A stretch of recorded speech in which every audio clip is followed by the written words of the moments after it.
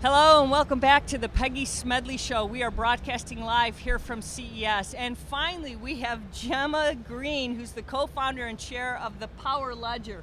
Jemma, welcome. You made it through the craziness, huh? Yes, it's great to be here. Thanks for having me. Tell us, how did everything go? I mean, we tried to get you earlier, and then the power outage thing here, and you finally made it through the traffic. They let you in the show, and it's been a crazy day, huh? It has. I've never seen a conference this large. It's quite immense.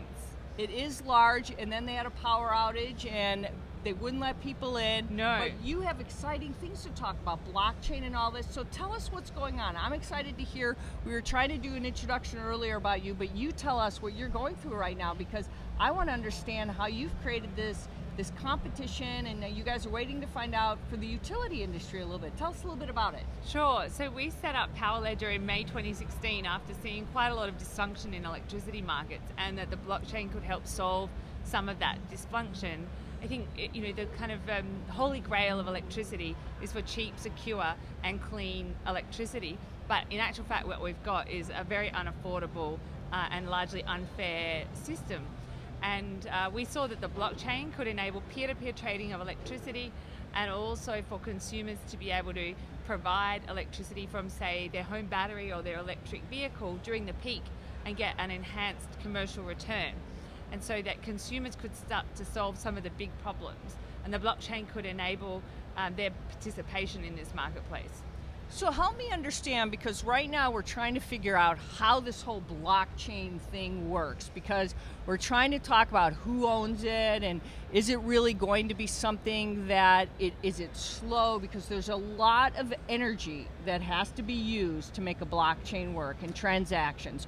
So walk me through a little bit what it's like first in this concept you're going to pitch, and help us understand. Right now you're in this competition and you're pitching some judges right now, so walk us through the competition idea that you have to do here. Yes. So we understand why you're here and what this competition is, and then tell us maybe how this whole thing is going through a little bit so everybody understands what's going on. So Power Ledger is in the semi-finals for the Extreme Tech Challenge, and tomorrow at the Consumer and Electronics Conference we're pitching for a place in the finals. So there's 10 contestants in the semis, and there'll be 3 in the finals. And so tomorrow at 1 o'clock at the Venetian, we've got a 5-minute window to convince the judges that our proposition is one of the most exciting ones. So who are you pitching here, and why is this so important to pitch at CES?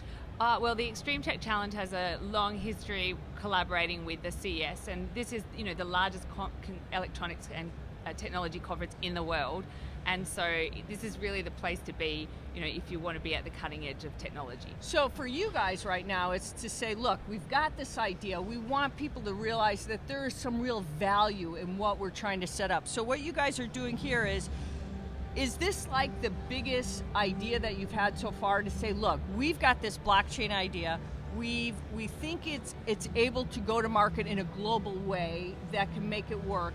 How do you really make something like this to get consumers to understand it? So, I mean, right now, everyone's trying to even get enterprises to support it. How are you going to get consumers to say they can be behind something that, who really is supporting it? I mean, it's like saying, I'm going to invest in gold, or I'm going to invest in silver, but it can fail or succeed, and where's all my money at the end of the day? Well, I think that the cryptocurrency markets are a little bit like the tech stock boom of the millennium. So some of the companies, there was a bubble, and some of the companies survived and others did not, but the technology was certainly pervasive. And I think with the blockchain and cryptocurrencies, it will be a little bit like that. But in terms of the blockchain for electricity markets, I think it's quite an exciting proposition, because consumers actually can already smell a rat. The electricity markets are not functioning that efficiently. It's quite expensive. We've also got dirty electricity. And if we repeat the mistakes of the developed world in the developing world, that will result in unaffordable electricity, but it will also be catastrophic from a climate point of view. And so we've really got a window of opportunity, and what I think the blockchain can offer is actually creating a very highly resilient, low cost and low carbon electricity network there. Globally, in the developed world, we spend $125 billion on electricity markets, and in the developing world, $116 billion. So it's a big marketplace, and it's one we want to get the right, not a dysfunctional outcome on. And what the blockchain can offer is a price signal for small market participants to solve some of the big problems.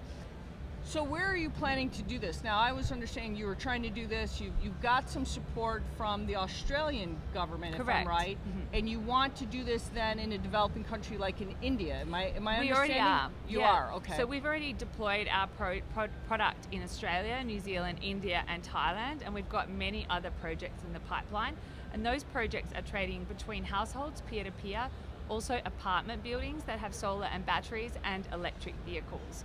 And basically the idea is that you can transact peer-to-peer, and in a technical sense it's called frictionless trading, and what that means in plain English is that you and I can trade electricity and we get paid instantly when the electricity is generated. We don't have to wait for 60 days as is currently the case. What it also means is that households can participate, not just the big players, and it also means that you and I can transact directly without having an intermediary in between. And so that's what the difference that the blockchain offers. So it's really an integral part of creating this new energy marketplace. So you actually have what you've set up right now, and what's happening is these consumers are trusting each other, and that's the part of where this blockchain's working. It's a matter of I trust you, you trust me, and that's the neat part of why this is working. Yeah, absolutely. So the blockchain creates a trustless environment that even though I don't know who I'm transacting with, I know that the recording device is reliable and that I will get paid the correct amount. And so the project that was sponsored by the Australian federal government is an $8 million project to deploy an integrated electricity and water system for up to 2,000 homes. So it's quite exciting to see that kind of recognition from the governments of the work that we're doing. So right now in this whole concept with the Australian government, they're kind of regulating to make sure there's no bad actors, so to speak, in what's going on here. Yeah, I think that most of the governments around the world are kind of feeling their way about regulation for blockchain industries, and some have taken a more pragmatic approach than others. The Australian government, I think, has taken a very sensible approach, and we're starting to see a lot of innovation popping up as a result of that. Is there some kind of regulation that they've put in place to how you actually do this blockchain to make sure there's not any, I don't want to say foul play, but that there's kind of some standard and oversight into how this is being done? Yeah, so there's an industry group that's forming that's looking at different standards for different types of blockchains. And then in terms of people that purchase cryptocurrencies, there's clear definitions around what is a security and what is not, and what are the consumer protections afforded to people purchasing cryptocurrencies. And that's an interesting thing, because when we talk about this, there can be some things that people get nervous about trying to get into this, saying, you know, I don't want to find out that later I've done this and now what happens, right? And so that's the big problem with blockchain, is because people go, there isn't enough regulation on it. There is no standards bodies. And that's what we talk about when we talk about blockchain right now, is who's regulating it? What's the common standard? There isn't that. And in this case, what you're talking on the utility side, you have some of that. Well, mostly in developed world, the electricity markets are highly regulated. And so you can't just go and set up peer-to-peer trading. You need the existing energy company to agree to allow their customers to trade peer-to-peer. And so there's a safeguard around the existing regulation. So I think in that sense, there's kind of a few stages to how blockchain will integrate. Firstly, you've got to make sure the technology works and can work within the rules of the existing system, and then that customers understand it, because if it's overwhelming and bamboozling, they're not going to want to do it. So right now, that's why this will work in developing countries, because of that. Do you see something like this being able to work like what we do here, or there's would be a lot more hurdles to do that, let's say here in the States? Well, in developed countries, we mostly have a centralized electricity system, and it's remained relatively unchanged for about a century. So that's big generation, transmission lines, distribution lines, bringing electricity to your homes. But in the past probably decade, a new system has emerged as citizens have installed solar on their rooftops and now batteries. And so we're now getting this hybrid system, which is both centralized and distributed. In the developing world, they could just leapfrog to a distributed or a decentralized system. And I think it's far more resilient, particularly with natural disasters that we've seen, like Hurricanes Irma and Maria. Oh, good point. In those places where they already had a distributed renewable system, those systems survived, whereas the centralized fossil fuel-based systems did not survive and were entirely destroyed. So what that tells us is that these systems are far more resilient, as well as being low cost and low carbon.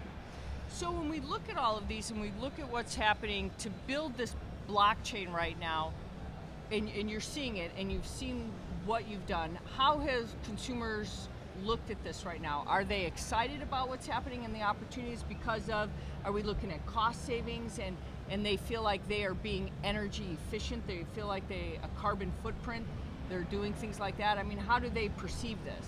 Well, PowerLedger's mission is around the democratization of power, and it's really around the enablement of citizen utilities. And we've found people have just been so positive about that message, and also that our technology is really empowering individuals to be able to provide their own electricity, but also sell their surplus at a commercial rate. And so we undertook Australia's first token generation event, or initial coin offering, and we raised 34 million Australian dollars in October last year. And during that time, we have like a chat room which has more than 15,000 people in it from all around the world, and a lot of those people now are helping us get access to the countries in which they're based, so that we can do projects there, because they're so passionate and excited about the work that we're doing. So what other countries do you think might be embracing this then? Well, I can't give advanced warning, but it's safe to say that we are in conversation with many other countries around the world for projects, and it's a very exciting time for PowerLedger. And that's the interesting thing when you think about that, is to say that, will this actually move a lot faster than people think, because you can do transactions on this that when you're looking at it as utilities? Do you think that that's going to help blockchains, kind of leapfrog a lot faster than people think? Absolutely. I think that it will provide an enhanced return for distributed energy resources, but we've also got another product that we'll be launching this year called asset germination, and that's using the blockchain to fractionalize ownership of energy assets. So if you've got a solar farm, you could buy 0.1% of that, and the blockchain will be the asset register, and then you would also get 0.1% of any income that asset generated. And so we can do these asset germination events to quickly fund renewable energy projects, or battery projects for that matter. And so I think that it could actually cause a more rapid deployment of distributed energy resources. What is the biggest hurdle right now when we see technology and we're seeing all of this right now, is getting more people involved to come up with these really creative ideas when we look at advancements and innovation? Well, I mean, if you look at energy markets, the cost of solar has come down dramatically. Cost of batteries is now competing with grid-sourced electricity in many locations. New wind is now cheaper than new coal or new gas in dozens of countries, and that's according to Bloomberg New Energy Finance. And there are carbon policies and carbon pricing in place, which also makes renewables more attractive. But in spite of all that, there's no revolution. And you have to ask yourself why, and it's because incumbent players make a lot of their money from spikes in demand, or what is often called fly-ups. And they will assert that consistency of price is the most important thing, and they manage the spikes and deliver a consistent price, and therefore price electricity at significant multiples of what it costs to produce. So the consumer's shielded from the price of electricity at different times of the day, which I believe is the origin of the market's dysfunction. And what our technology does is allow consumers to link those two prices together and get a market return for them. And in doing so, help to solve some of the market's dysfunction. And as you manage all of that, and you're kind of helping them understand this and see this, are you able to then kind of help them protect some of the things that they're looking at in the market? Because that's probably their biggest fear, is that they're making the right decisions, and that's what your technology has enabled them to do as well? Yeah, well, it basically, at the moment, electricity markets are about as geared up to buy your electricity as the supermarket is to buy homegrown tomatoes. And what the blockchain does is allow sophistication in the market for that to happen. So small market participants can help to solve a part of a big problem. How do you protect it from any of the bad actors coming in and pretending not to be somebody else when they're in there? Well, within the regulated market, it will be the existing energy companies that will allow some of their customers to solve these problems. So they'll know exactly who's participating in the market. It's not going to be done anonymously. So it's actually a very transparent system. So you think, despite what it's transparent, but we all know that someone can act like there's someone else, even though it is a regulated market. You think? Well, it's actually not possible within a regulated electricity market, because you can only participate if you register your meter and you have an account with an electricity company. So by virtue of that, we'll know exactly who's participating and to what level. So looking at this now, the other countries that you want to work with, things like this, is there a limit to what you can do, or sky's the limit on how many you can be able to support and participate with this? Well, I think in developed countries, our technology can help move to a more hybrid system, which is both centralized and distributed. And in the developing world, we can leapfrog straight to a very resilient distributed energy system that is affordable, low cost, and low carbon. How long have you been working on this to kind of think about? Because blockchain is just something new we've just been talking about in the last couple of years. Yes. And this is like a project, boom, you're already working with countries and have it already up and running. Well, we set up the company in May 2016, so we're less than 2 years old. But I did my PhD in disruptive innovation looking at electricity markets, and one of the insights that I had as a part of my doctoral research was the notion of the citizen utility and the citizen power station, and that they could actually be a participant in creating a new energy future. And so that was part of the reason why we set up Power Ledger in the first place. Looking at all this technology, what amazes you about what you've seen and how it's transforming and disrupting the way we do things? Well, of all the displays at the CES, my favourite ones are the ones around Internet of Things, because that's where you start to use the devices in your home and turn them on and off to save electricity, and you can start to offer a demand response solution to the grid. So I think that's very exciting. Are we going to see other things that you think over time that we'll be able to leverage the things that you're looking at to other things going on? What do you think? Absolutely. So I think that different ways of financing renewables is going to be very much a game changer, because not everyone can afford to buy solar panels or batteries even with the best payback period. So looking at innovative ways to provide them to households, I think that's going to be very exciting. And also a big game changer will be electric vehicles becoming more affordable, because they're effectively batteries on wheels. And then I think then you can really have 24-hour renewable power. Do you think over in time that we'll be able to use some of these things that we're talking about and leveraging blockchain ideas with them? Do you think that some of this renewable power that we're talking about, like when we have solar roofs right now, and saying those are opportunities to use blockchain for some of those kind of things, to say, look, you know what, if you can be, as a consumer, manage your own energy on some of that, that might be really exciting to work with utility companies on some of those types of things. That's where we can really take advantage of the blockchain in other ways and get that transactional information to help us all save efficiency, energy for our homes in different ways than we thought. And consumers might actually say, you know, this is empowering us in different ways. Definitely. I mean, I don't think everyone will want to gamify their electricity. Yeah. Most people will want to set and forget it, but our platform actually enables that. And I think that we haven't even contemplated many of the ways that technologies like the blockchain will help solve some real world problems. I mean, because I think if you look at like Nest was kind of that simple way, we just set it and forget it. But if we think about, we can control, like when we turn on our dishwasher, but use that in a different way to say when we take showers. But then the idea of saving water and thinking about there's a return on investment through that, through a blockchain effort.